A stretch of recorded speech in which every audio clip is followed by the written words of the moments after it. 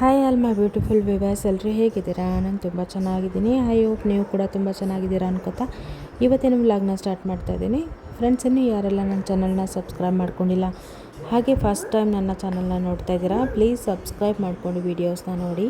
ಇದರಿಂದ ನಾನು ಹಾಕೋವಂಥ vlogs notification ನಿಮಗೆ ಸಿಗೋದ್ರಿಂದ ಫಸ್ಟು ವ್ಲಾಗ್ನ ನೀವೇ ನೋಡ್ಬೋದು. ಹಾಗೆ ನಾನು ಮಾಡುವಂಥ ವ್ಲಾಗ್ಸ್ ನಿಮಗೆ ಏನಾದರೂ ಇಷ್ಟ ಆದರೆ ಪ್ಲೀಸ್ ಲೈಕ್ ಮಾಡಿ, ಶೇರ್ ಮಾಡಿ, ಕಮೆಂಟ್ ಮಾಡಿ. ಹಾಗೆ ನಿಮ್ಮ ಫ್ರೆಂಡ್ಸ್ ಆ್ಯಂಡ್ ಫ್ಯಾಮಿಲಿಗೂ ಕೂಡ ಶೇರ್ ಮಾಡಿ, ಸಪೋರ್ಟ್ ಮಾಡಿ ಅಂತ ಹೇಳ್ತಾ, ಹಾಗೆ ನಾನು ರೆಗ್ಯುಲರಾಗಿ ಮಾಡ್ತಾ ಇರೋಂಥ ವ್ಲಾಗ್ಸಲ್ಲಿ ಏನಾದರೂ ಮಿಸ್ಟೇಕ್ಸ್ ಇದ್ದರೆ ಖಂಡಿತ ನೀವು ಕಮೆಂಟ್ ಮೂಲಕ ತಿಳಿಸಿದ್ರೆ ನಾನು ಅದನ್ನು ಚೇಂಜಸ್ ಮಾಡ್ಕೋತೀನಿ. ಎಷ್ಟೋ ಮನೆಗಳಲ್ಲಿ ಹೆಣ್ಮಕ್ಳು ಅನಿವಾರ್ಯವಾಗಿ ಹೌಸ್ ವೈಫ್ಸ್ ಆಗಿರ್ತಾರೆ, ಹಾಗೆ ಅನಿವಾರ್ಯವಾಗಿ ವರ್ಕಿಂಗ್ ವುಮೆನ್ ಆಗಿರ್ತಾರೆ. ಎಷ್ಟೋ ಜನಕ್ಕೆ ಮನೇಲಿರಬೇಕು ಅಂತ ಆಸೆ ಇರುತ್ತೆ, ಆದರೆ ಹೊರ್ಗಡೆ ಹೋಗಿ ದುಡಿಲೇಬೇಕಾದಂಥ ಪರಿಸ್ಥಿತಿ ಇರುತ್ತೆ. ಎಷ್ಟೋ ಜನಕ್ಕೆ ಹೊರ್ಗಡೆ ಹೋಗಿ ದುಡಿಬೇಕು ಅಂತ ಆಸೆ ಇರುತ್ತೆ, ಆದರೆ ಅನಿವಾರ್ಯವಾಗಿ ಎಷ್ಟೋ ಜನ ಹೌಸ್ ವೈಫ್ ಆಗಿ ಕೂಡ ಇರ್ತಾರೆ. ಹೌಸ್ ವೈಫ್ ಆದರೂ ವರ್ಕಿಂಗ್ ವುಮೆನ್ ಆದರೂ ಕೂಡ ಎರಡೂ ಕಡೆ ನಿಭಾಯಿಸ್ಕೊಂಡು ಹೋಗುವಂಥ ಶಕ್ತಿ ಹೆಣ್ಮಕ್ಳಿಗಿರುತ್ತೆ.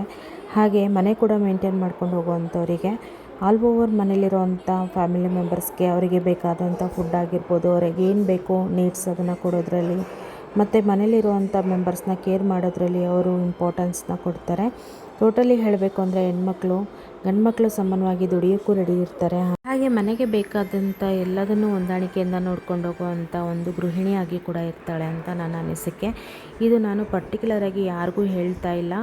ಹೌಸ್ ವೈಫ್ ಆದರೂ ಕೂಡ, ವರ್ಕಿಂಗ್ ವುಮೆನ್ ಆದರೂ ಕೂಡ ಅವರಿಗೆ ಅವ್ರದ್ದೇ ಆದ ಕೆಲವೊಂದು ಜವಾಬ್ದಾರಿಗಳಿರುತ್ತೆ.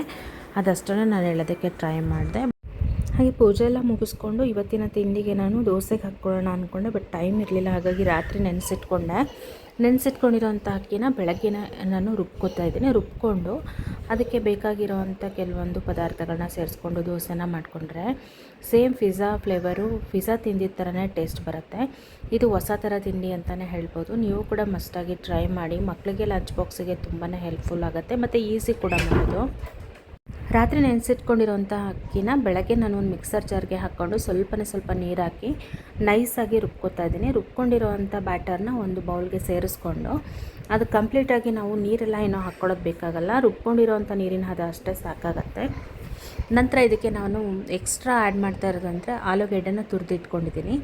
ಒಂದು ಆಲೂಗೆಡ್ಡೆ ಕಂಪ್ಲೀಟಾಗಿ ದೊಡ್ಡ ಸೈಜಿಂದ ತುರಿದಿಟ್ಕೊಂಡಿದ್ದೀನಿ. ಹಾಗೆ ಕ್ಯಾರೆಟು, ಕೊತ್ತಂಬರಿ ಸೊಪ್ಪು, ಕ್ಯಾಪ್ಸಿಕಮ್ಮು, ಟೊಮೊಟೊ, ಸ್ವಲ್ಪ ಹಸಿರು ಮೆಣಸಿನ್ಕಾಯಿ. ಮಕ್ಕಳು ತಿನ್ನೋದಾದರೆ ಪೇಸ್ಟ್ ಮಾಡಿ ಹಾಕ್ಕೋಬೋದು, ಇಲ್ಲಾಂದರೆ ಸ್ಕಿಪ್ ಮಾಡ್ಕೋಬೋದು. ಈಗ ಹೆಚ್ಚಿಟ್ಕೊಂಡಿರೋವಂಥ ಈರುಳ್ಳಿ, ಸಣ್ಣದಾಗಿ ಹೆಚ್ಚಿಟ್ಕೊಂಡು ಇರೋವಂಥ ಈರುಳ್ಳಿನ ಸೇರಿಸ್ಕೊತಾ ಇದ್ದೀನಿ. ಅದ್ರ ಜೊತೆಗೆ ಕ್ಯಾಪ್ಸಿಕಮ್ ಅಷ್ಟಾಗಿ ಹಾಕಿ ತುಂಬ ಚೆನ್ನಾಗಿ ಬರುತ್ತೆ. ಇಲ್ಲ ಅಂತಂದರೆ ಹಾಗೆ ಕೂಡ ಮಾಡ್ಕೋಬೋದು. ನೆಕ್ಸ್ಟ್ ಹಸಿಮೆಣಸಿನ್ಕಾಯಿ, ಹಾಗೆ ಒಂದೇ ಒಂದು ಟೊಮೊಟೊ, ಕೊತ್ತಂಬರಿ ಸೊಪ್ಪು, ಕರಿಬೇವು, ಜೊತೆಗೆ ತುರಿದಿಟ್ಕೊಂಡಿರೋವಂಥ ಆಲೂಗೆಡ್ಡೆ, ಹಾಗೆ ತುರಿದಿಟ್ಕೊಂಡಿರೋವಂಥ ಕ್ಯಾರೆಟು, ಇದಿಷ್ಟನ್ನು ಸೇರಿಸ್ಕೋಬೇಕು. ಒಂದೇ ಒಂದು ಚಿಟಿಕೆ ಅಷ್ಟು ಅಡುಗೆ ಸೋಡಾ ಮತ್ತು ರುಚಿಗೆ ತಕ್ಕಷ್ಟು ಉಪ್ಪು ಹಾಕ್ಕೊಂಡು ಆ ತಕ್ಷಣಕ್ಕೆ ಕಲಸಿ ಒಂದು 5 ಮಿನಿಟ್ಸ್ ಇಟ್ಟರೆ ಸಾಕಾಗುತ್ತೆ. ಸೊ ಇದು ಬಂದು ಬ್ಯಾಟರ್ ಸ್ವಲ್ಪ ಗಟ್ಟಿಯಾಗೇ ಇರಬೇಕು, ತುಂಬ ನೀರಿನ ಹದಕ್ಕೆ ಮಾಡ್ಕೊಳ್ಳೋದು ಬೇಡ.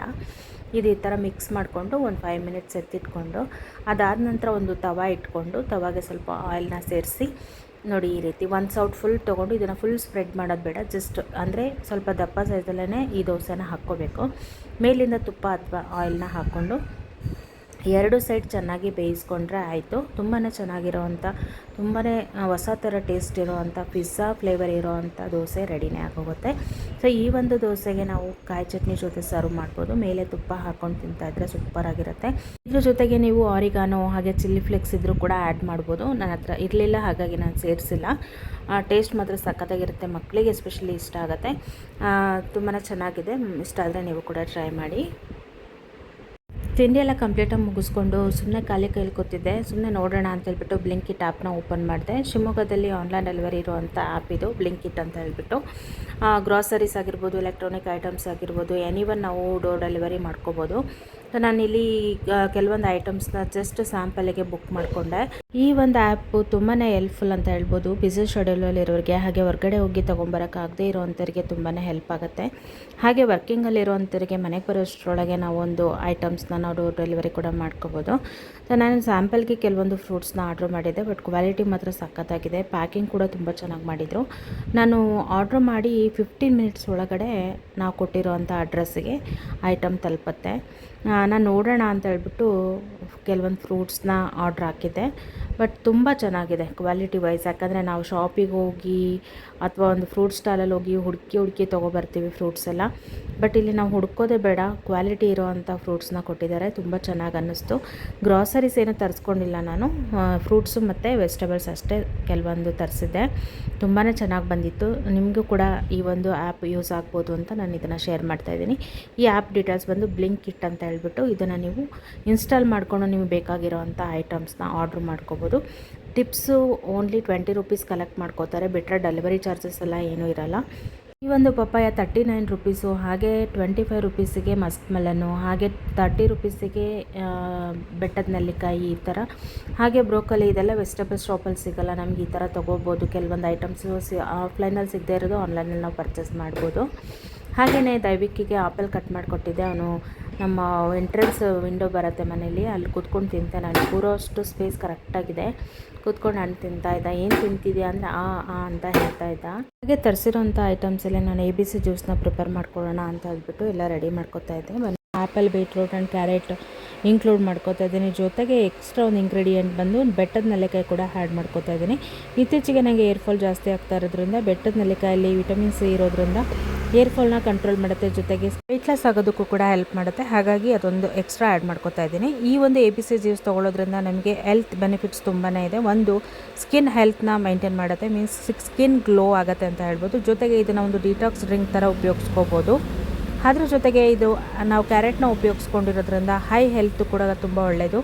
ಜೊತೆಗೆ ಇಮ್ಯುನಿಟಿ ಬೂಸ್ಟ್ ಆಗುತ್ತೆ. ಪದೇ ಶೀತ, ನೆಗಡಿ, ಕೆಮ್ಮು, ಜ್ವರ ಈ ಥರ ಏನಾರ ಇದ್ದರೆ ಸೊ ಅದಕ್ಕೂ ಕೂಡ ಅದು ಒಳ್ಳೆಯ ಬೆನಿಫಿಟ್ ಇದೆ ಅಂತ ಹೇಳ್ಬೋದು. ಹಾಗೆ ಡೈಜೆಸ್ಟಿವ್ ಸಿಸ್ಟಮ್ನ ಇಂಪ್ರೂವ್ ಮಾಡುತ್ತೆ. ಟೋಟಲಿ ಹೇಳಬೇಕಂದ್ರೆ ಆಲ್ ಓವರ್ ಹೆಲ್ತ್ ಬೆನಿಫಿಟ್ಸ್ ಈ ಒಂದು ಜ್ಯೂಸಲ್ಲೇ ಸಿಗುತ್ತೆ. ಈ ಒಂದು ಜ್ಯೂಸ್ ನಮಗೆ ಒಂದು ಮ್ಯಾಜಿಕಲ್ ಡ್ರಿಂಕ್ ಆಗಿ ವರ್ಕ್ ಆಗುತ್ತೆ ಅಂತಲೇ ಹೇಳ್ಬೋದು. ಸೊ ಹಾಗೆ ಕ್ಯಾರೆಟ್, ಬೀಟ್ರೋಟ್ನ ಈಕ್ವಲ್ ಪ್ರಮಾಣದಲ್ಲಿ ತೊಗೊಂಡಿದ್ದೀನಿ.